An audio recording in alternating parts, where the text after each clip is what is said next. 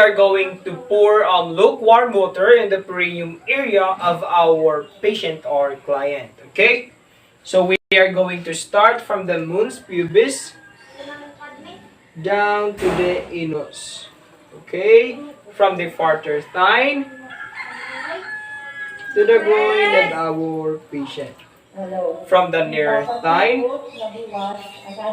and the groin to the groin of our patient. Okay. After that one, we are going to start wiping the farther area with antiseptic solution. So we have it here, our antiseptic solution. Okay, so we are going to perform wiping the farther thigh to the groin of our patient in a zigzag motion. Okay, we are going to perform this in 3 strokes. Okay. Okay. Then dispose. Second, from the farther thigh in a zigzag motion to the groin of our patient. Then dispose.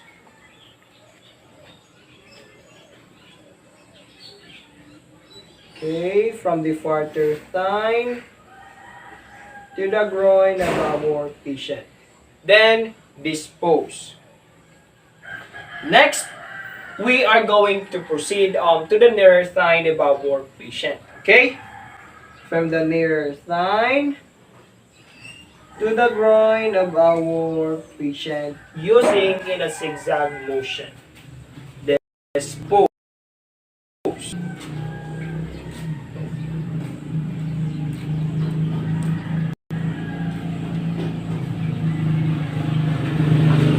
Okay, then dispose.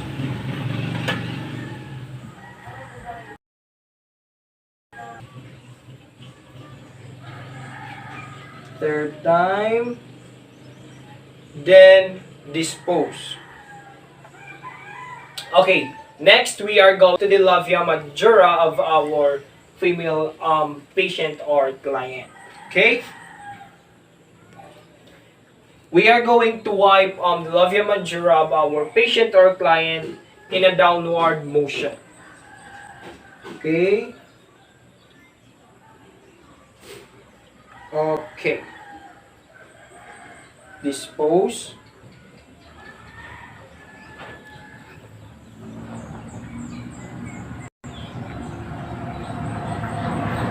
Dispose.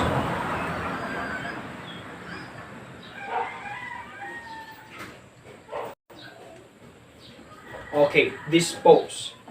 Then we are going to proceed to the near labia majora of our female patient.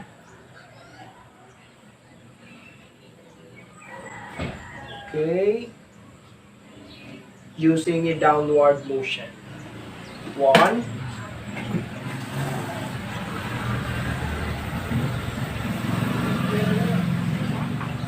2,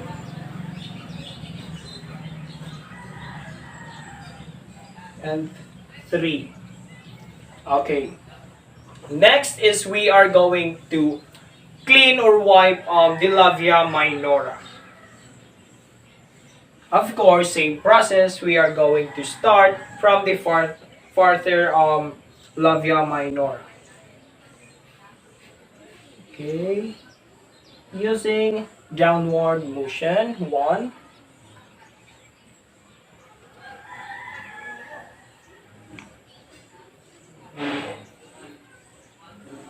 2,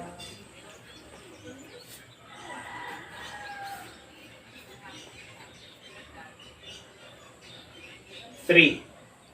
Next is the nearer labia minora.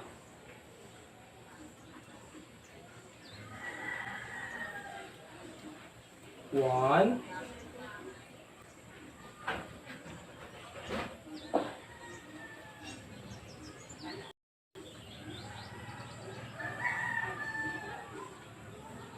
2,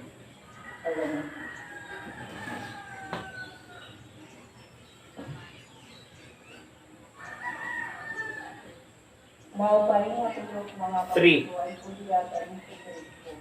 After that, we are going to proceed cleaning the mons pubis. Okay?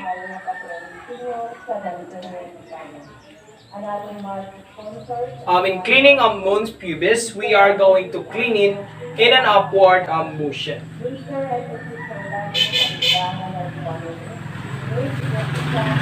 One.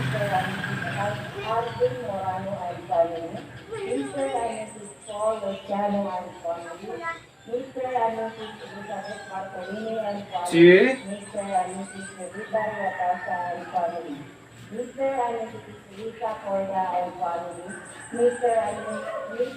3. And after cleaning the mons pubis in an upper motion, we are going to clean the clitoris, the vaginal opening, the urethral opening, down to the anus. Okay? In a downward motion. Okay, we are going to add the cotton balls. And we're going to put it here in the antiseptic solution.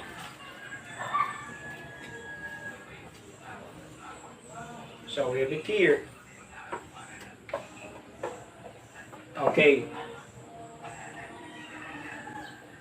So what I have said, from the clitoris down to the anus, then dispose. From the clitoris down to the anus, dispose.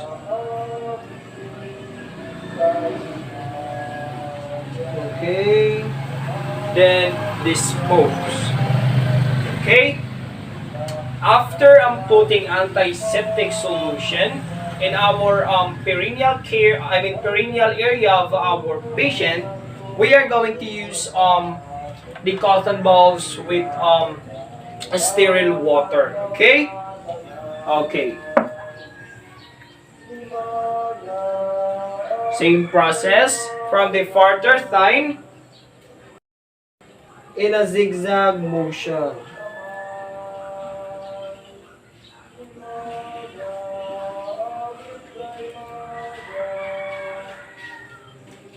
Okay.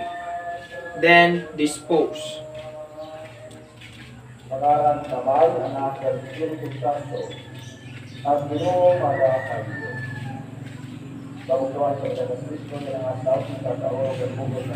Then dispose.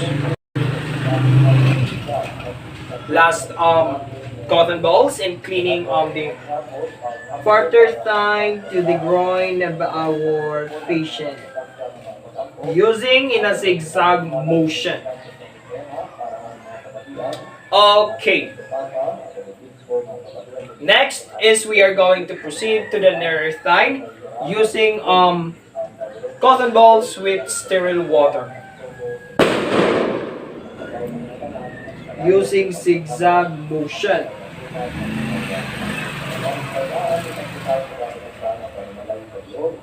Okay. 1.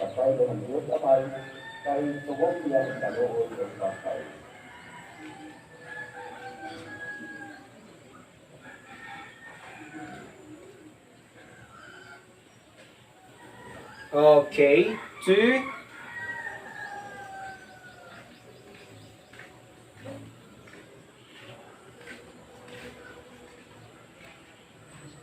Okay, 3. After that, we are going to wipe the labia majora using sterile water. Okay, a cotton ball with sterile water.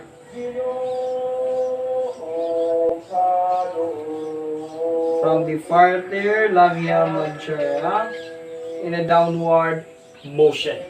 1.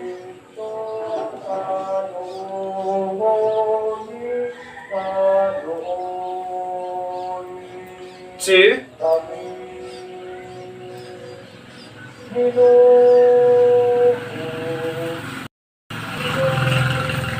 3. And we are going to proceed to the nearer labia majora.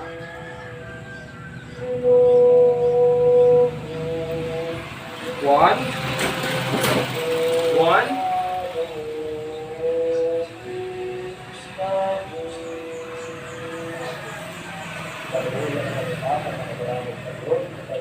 2,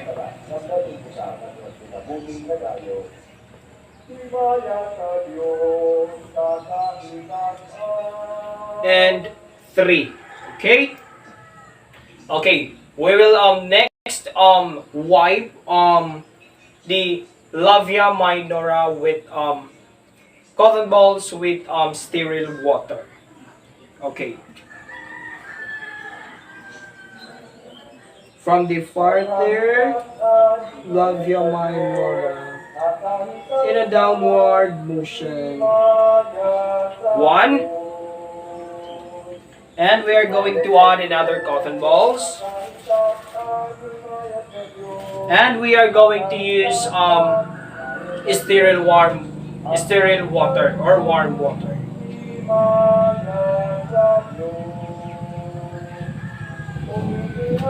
Okay.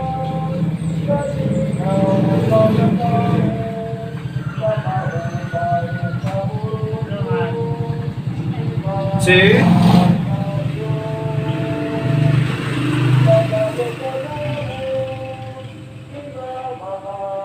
And 3.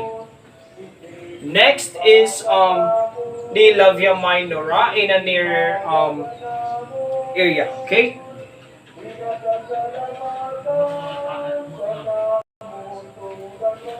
One.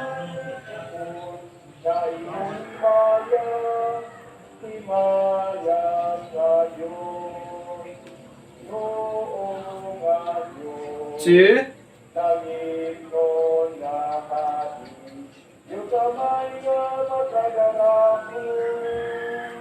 And 3. After that one, we are going to wipe the mons pubis in an upward motion using the cotton with sterile warm water. Okay. Dispose.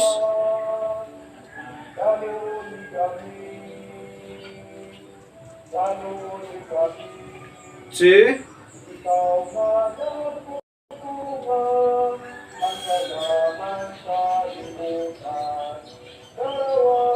And 3.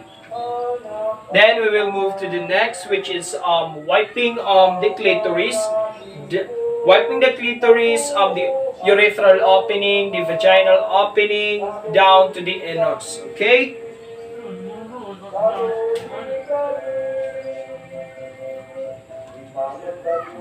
From the clitoris, vaginal opening, down to the anus. Then dispose.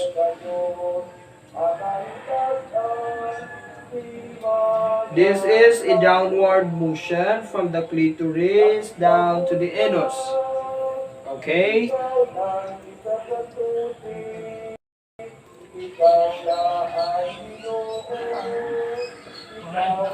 Okay. From the anus. Okay. Then we will remove the bedpan in our patient's under the patient's perineal area, and we will remove the blanket. Ma'am, can you pull this up? Is it okay? Okay.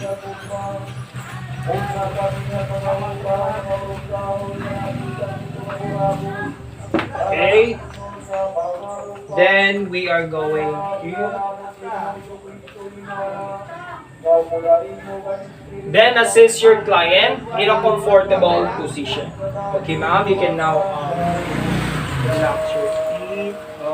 Okay.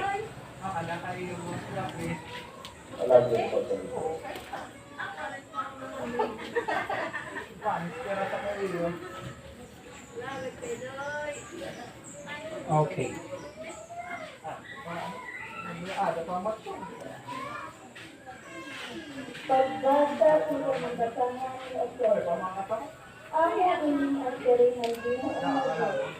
Okay, so how are you feeling today, ma'am? Are you feel comfortable?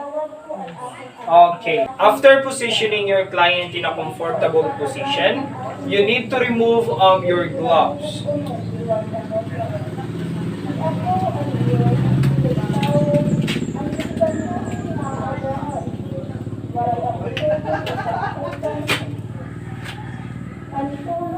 And you need to perform hand hygiene.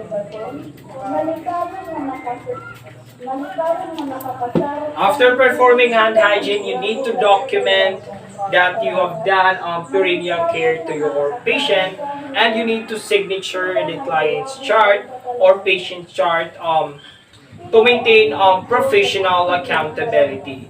That would be all in perennial care. Thank you so much. Thank you, ma'am, for your cooperation.